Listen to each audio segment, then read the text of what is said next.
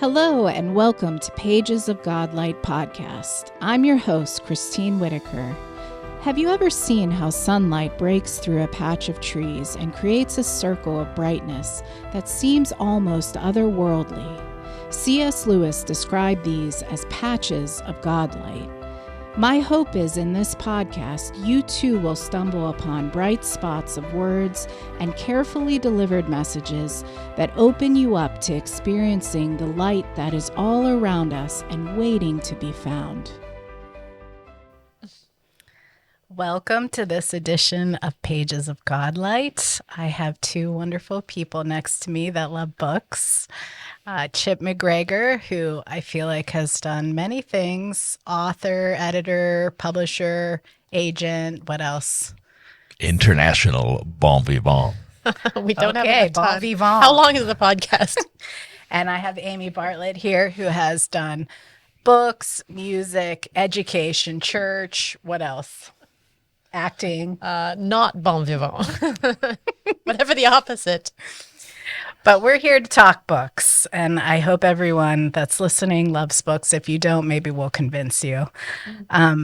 So I just wanted to start by explaining Pages of GodLight. We were talking about ideas for names of podcasts, and what came up was a famous quote by C.S. Lewis. And if any of you like to walk in the woods, which I really do love to walk in the woods, you see the patches of GodLight, which C.S. Lewis talks about. So we made a play on that to Pages of GodLight. But his quote says, "Any patch of sunlight in a wood will show you something about the sun, which you could never get from reading books on astronomy. These pure, spontaneous pleasures are patches of GodLight in the woods of our experience." So even though we're talking books, it's also experience with books, because any book came out of something that was lived or felt or imagined. So anyway, Pages of GodLight came from patches of GodLight. So we have to give C.S. Lewis some credit.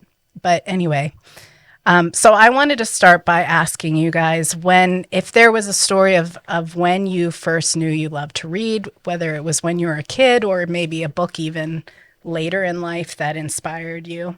So I'll start with Chip. So I come from an interesting family. I'm the youngest in a big family, family of immigrants. And so neither of my parents went to high school.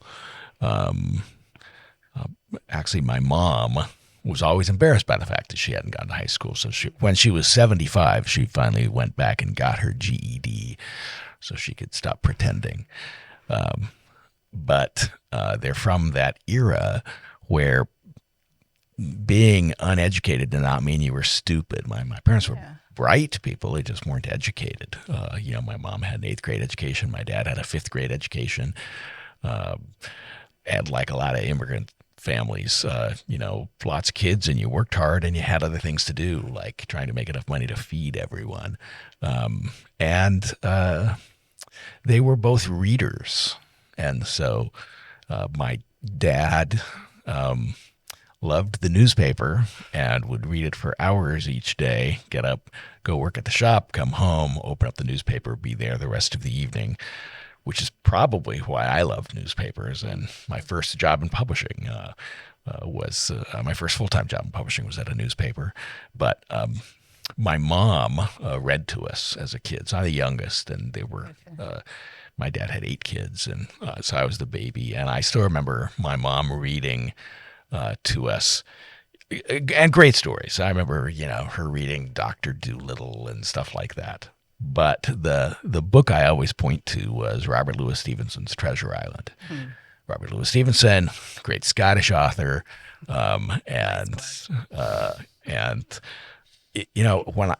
when she read Treasure Island to me, it was like a light turned on, and I realized, wow, wait a minute. I can read this book and I can go places I've never been, maybe go places I will never go in my life, but have a chance to go out and see the world and meet interesting people.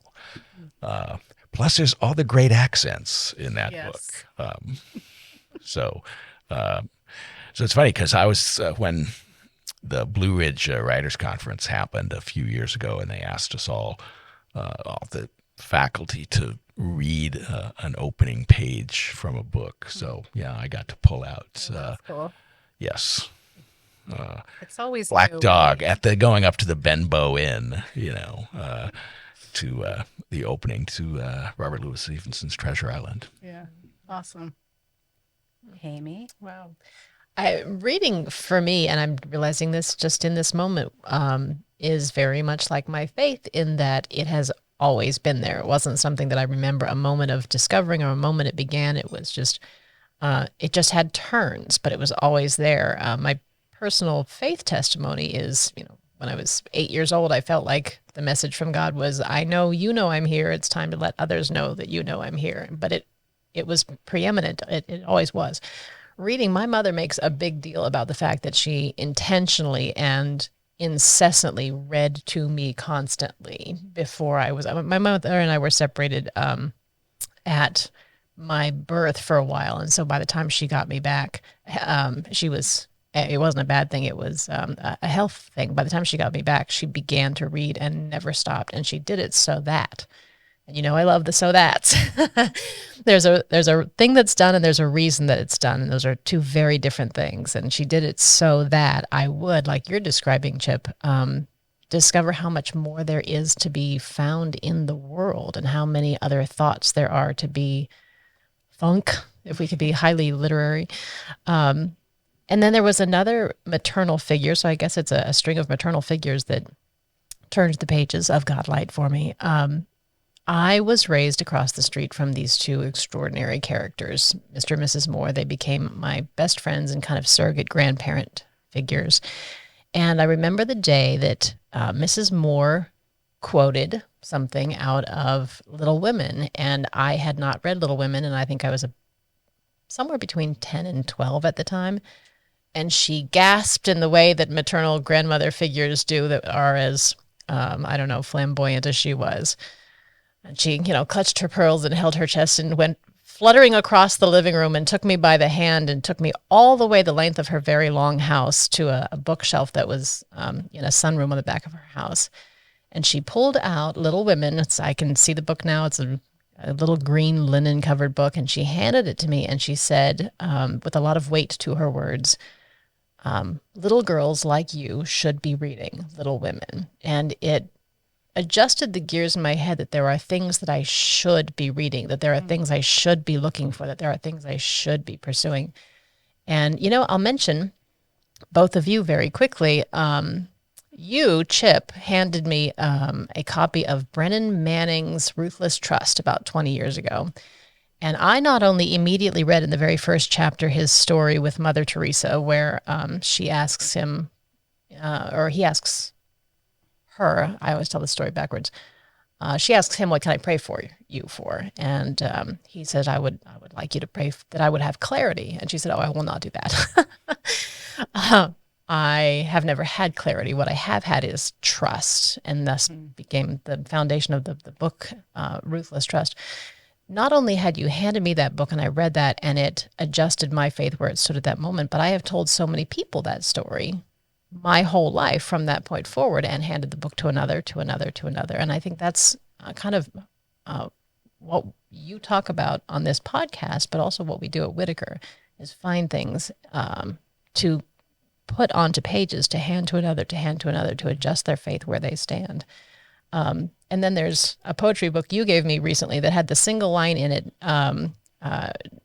kneeling now and then to pray, like in the midst of a busy day. And you were talking about, the distracted Christian and creating devotions for the Christian that isn't super devoted in their quiet time. And this is maybe a good thing to toss it back to you with, because there's just constantly on any line of anything that comes up in conversation with Christine Whitaker is the title of another book and another book to write, and then another book to pass on to another person. Well, I'll tell you a couple of things that I thought of when, love of reading, which is actually hilarious because I never thought of it this way. But I was a very competitive kid. ridiculously competitive. So I'm thinking like back in like first grade when you first started to learn to read, they had the color coded books that like as you got further in your reading, you got different colors. And I can remember being very competitive and really liking to move up a color level.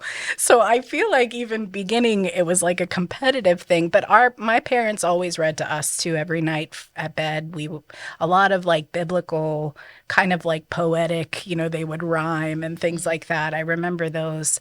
But what I feel like really kept me reading or kept me interested was in fourth grade, we had a great teacher, Mr. Mulder, who read out loud to our class. And by fourth grade, like you already know how to read. And we actually had that through sixth grade, like the teachers read to us. And that actually kept my interest because the books they chose, but Mr. Mulder read The Hobbit and did all the voices. And I can remember he was very creative with like his punishments. Like if you got in trouble in class, one of my friends had to stand up and like sing the Hobbit songs with him. He would make up like the songs and he would make you sing it with him if you like did something wrong. So he was great. But I feel like that reading out loud is a great way to keep kids interested in reading. And even I was at a publishing conference and that's what they were saying. So many teachers today stop reading to kids when they know how to read. But that's what keeps you going and kind of keeps your interest in stories and imagination. And the act of reading a book out loud versus, telling a story is different. And you're hearing those authors' words. So I think there's a lot of value to that. So anyway, that's where I feel like I kept. But then I always loved to read and I was a big nerd, so it's fine. But yeah, so is there a title on that? Big nerd. Oh, yes. Book nerd. Anyway, so another thing I want to read one of my favorite quotes from Annie Dillard, who's one of my favorite authors. And I thought if you hear this quote, you can give me some feedback because I feel like what she talks about why we read is like amazing. So let me just read this quote from Annie Dillard. It's from The Writing Life. And she says, "Why are we reading, if not in hope of beauty laid bare, life heightened and its deepest mystery probed? Can the writer isolate and vivify all in experience that most deeply engages our intellects and our hearts? Can the writer renew our hope for literary forms?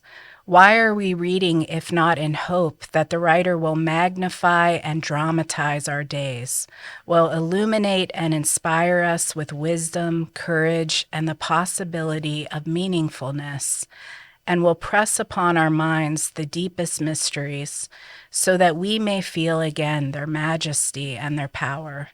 What do we ever know that is higher than that power which from time to time seizes our lives and reveals us startlingly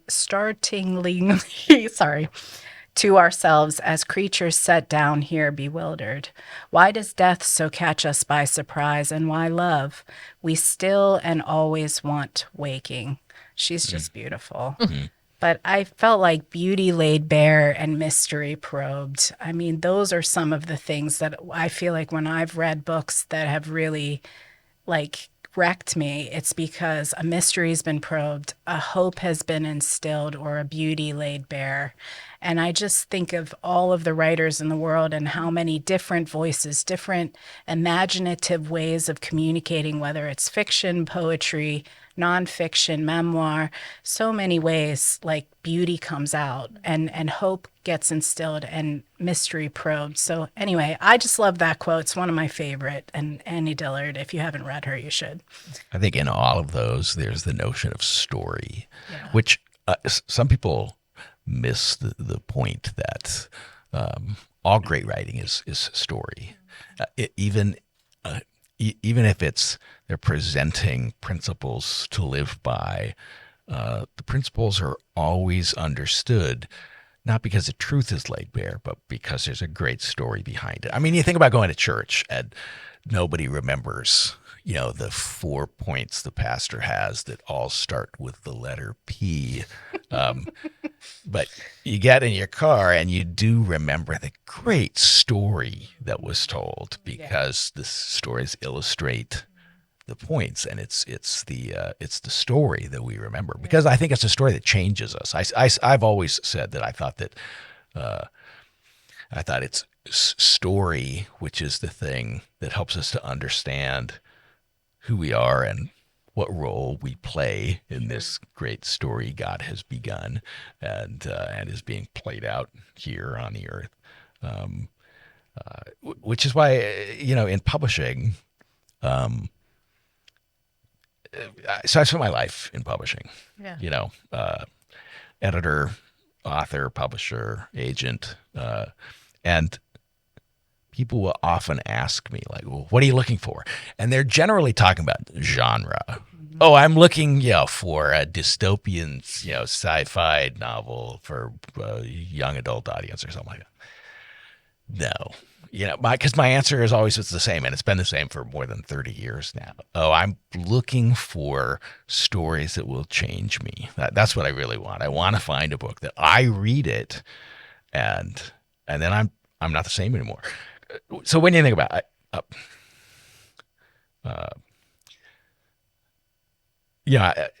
I love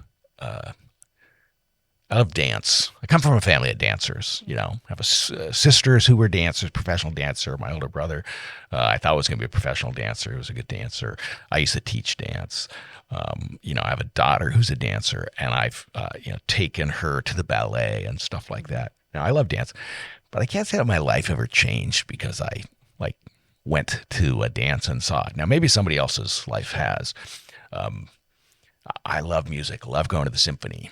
Mm-hmm. And I will really enjoy it and find it very entertaining, but it doesn't define my life. I don't know that I ever walked away from an opera or symphony going, oh, my life will never be the same because of this. But books, mm-hmm. I can point to books and it's like, I read this and I was never the same after that. My life was changed because of what I read, which is the power that words have with us. And how old you can be, but anytime you pick up a book and you have an open mind and heart, you can find something that it teaches you. You know, even if it's just a point of view that's completely different than yours, and you're like, I've never thought that way, or I've never experienced this.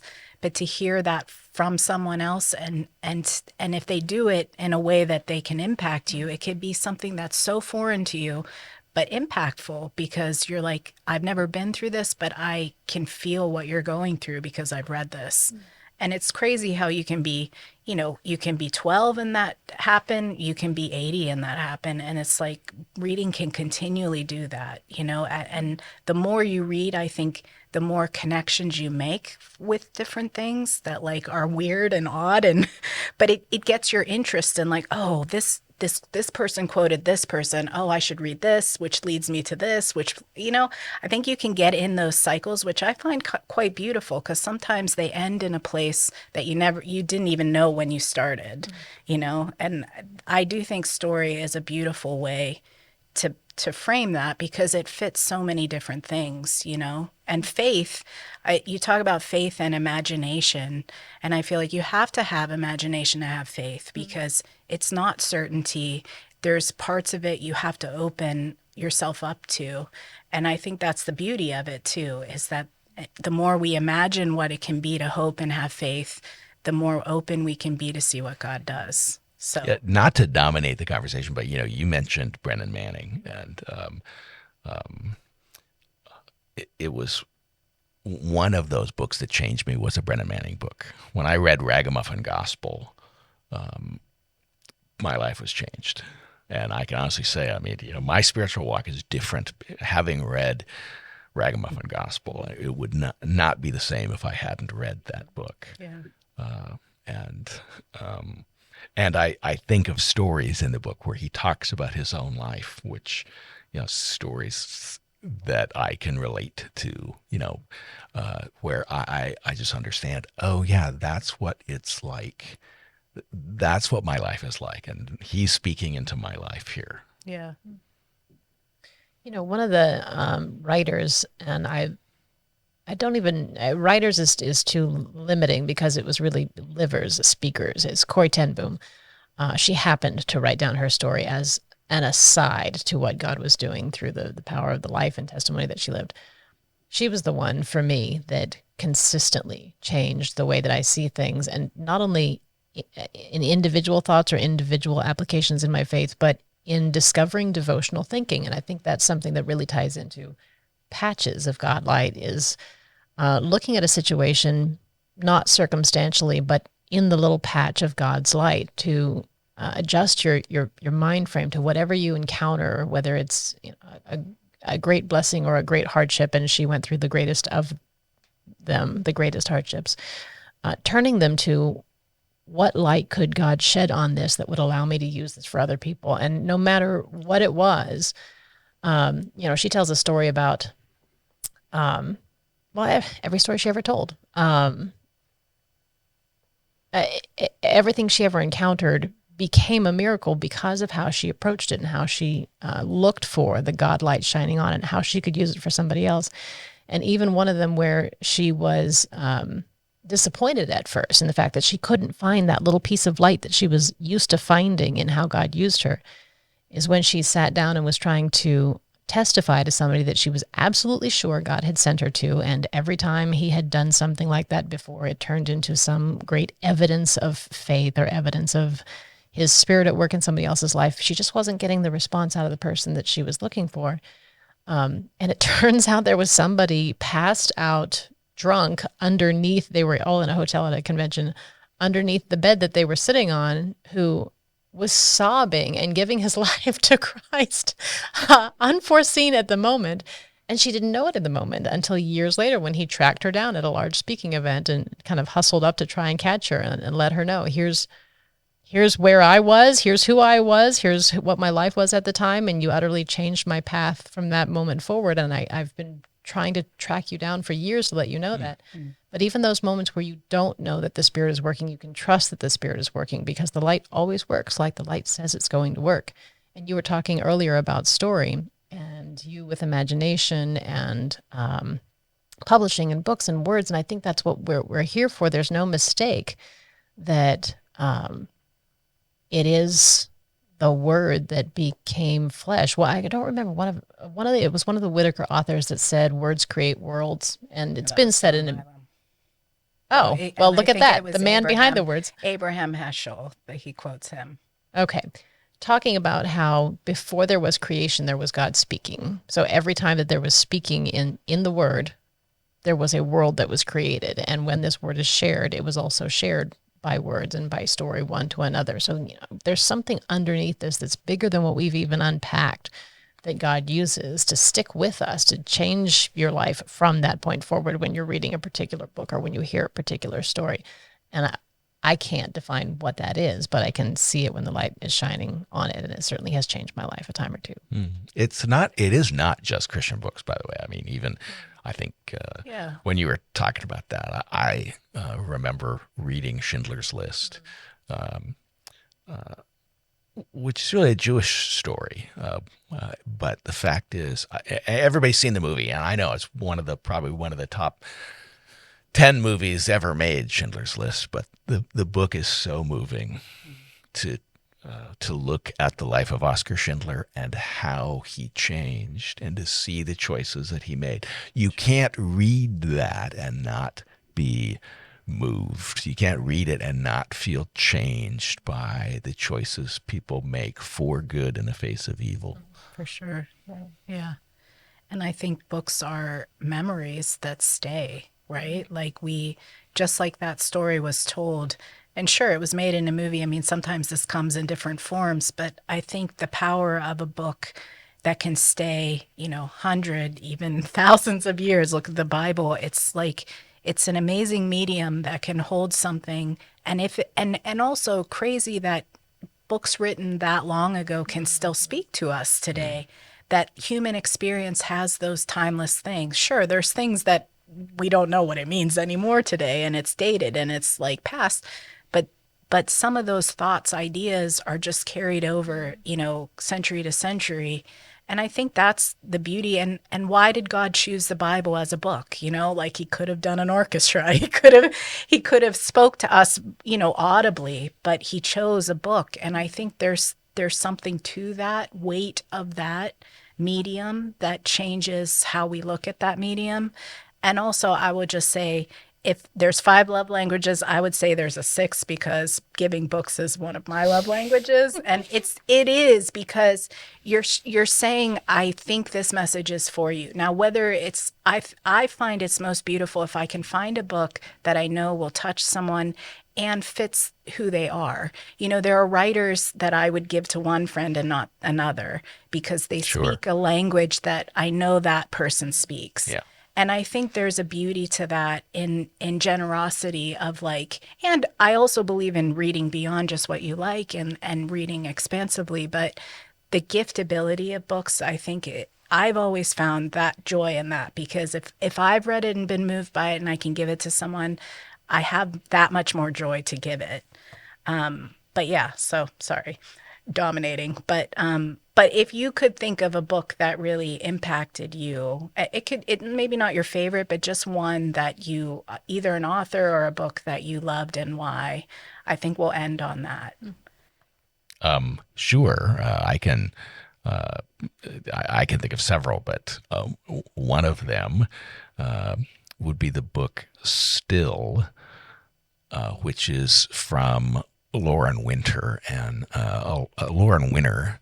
There's no T. Lauren is best known for a book she wrote called When Girl Meets God, 25 years ago. And it was a powerful story of a woman who was raised a Reformed Jew, became an Orthodox Jew, went to grad school to get her PhD, got involved with a Bible study, became a Christian, is now an Episcopal priest, and also teaches on the faculty at Duke Divinity School. But she got into midlife and was struggling with her faith. Like, why did these things happen? Why did I make the choices that I did? How did I get here? And facing what all of us face, I think, in midlife, which is that notion of life hasn't exactly turned out the way I thought it was going to be. I thought it was going to be this, and I wound up sort of over here. And I think for most people, that's the story. And so she kept a diary and eventually used the diary entries to create a book, which is called Still, and it is about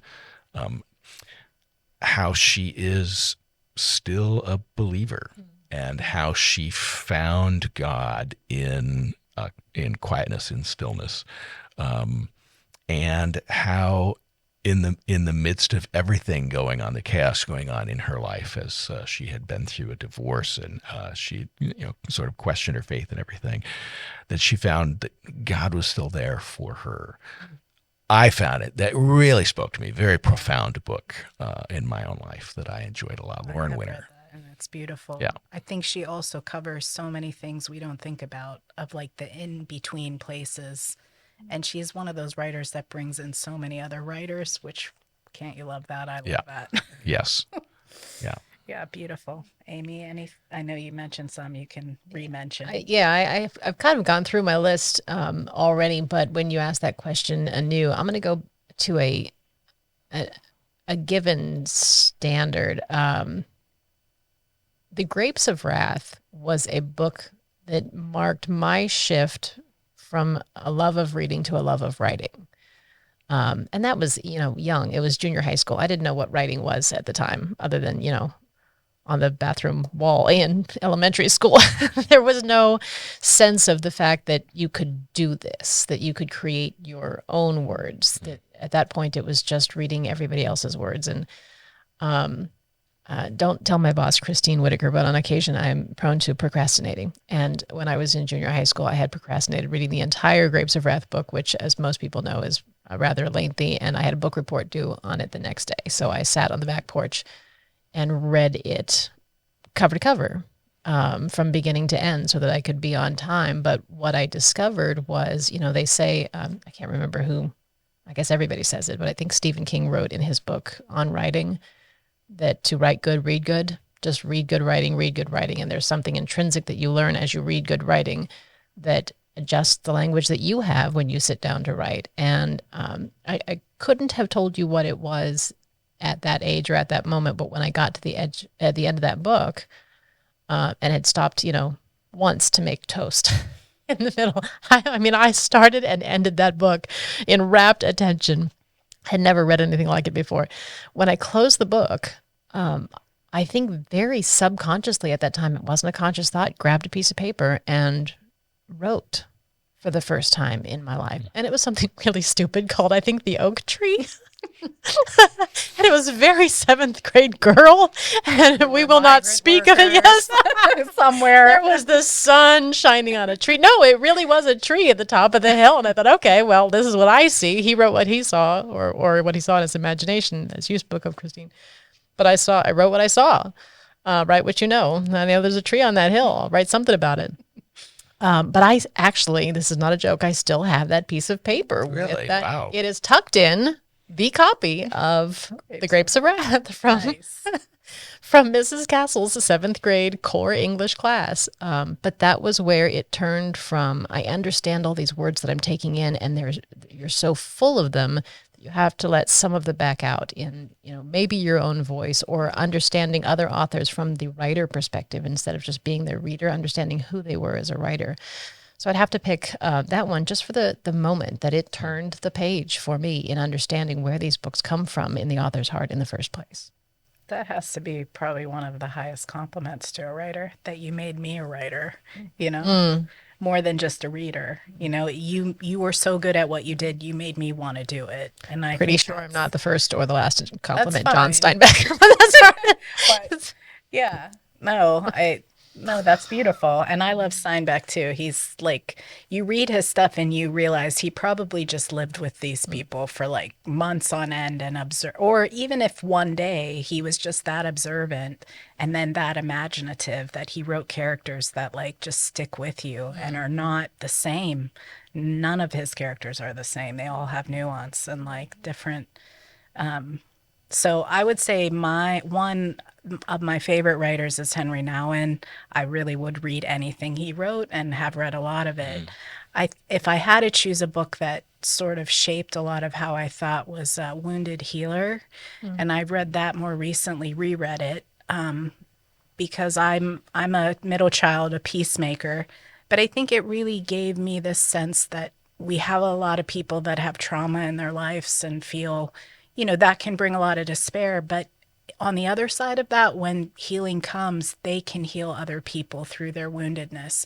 And I think Henry was someone that was a deeply wounded person, had a lot of issues himself that his writing was working through.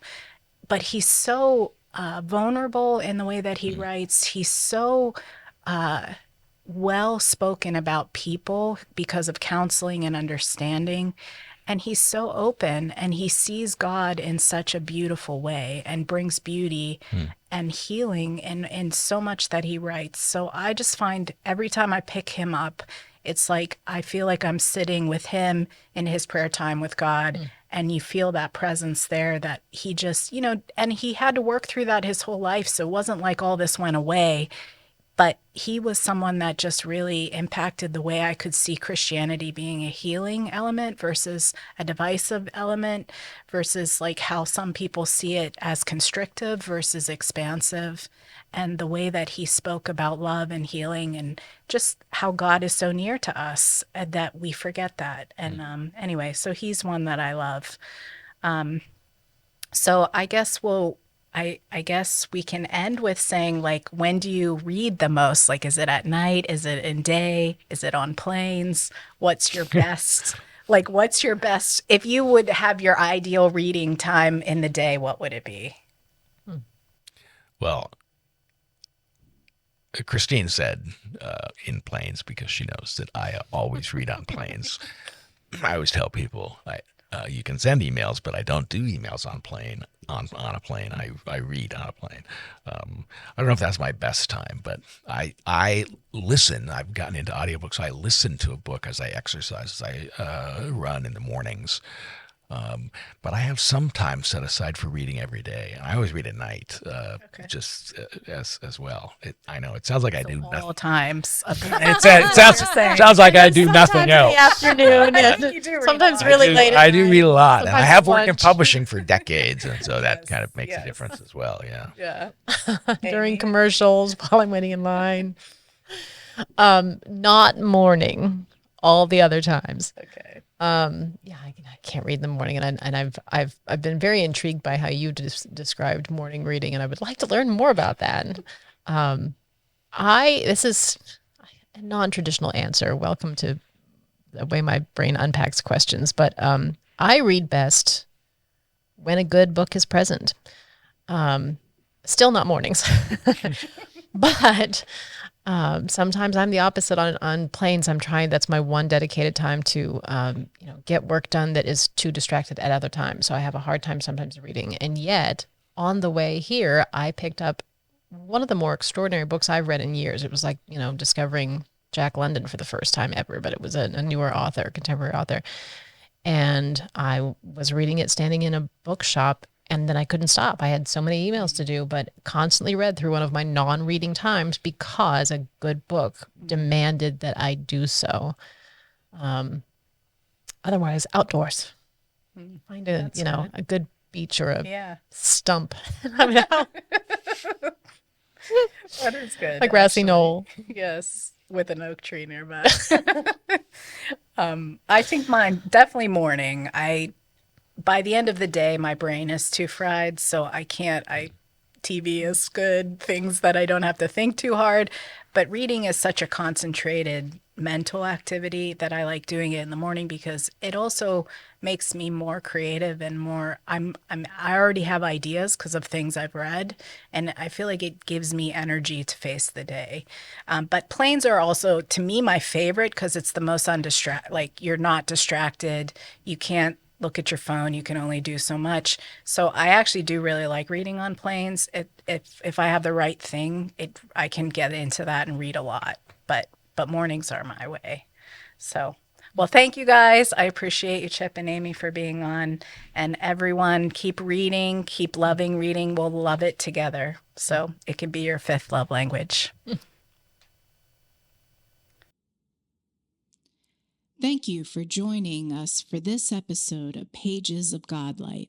To find out more information about the books we feature in each episode and the authors behind them, visit pagesofgodlight.com. Let there be abundant light.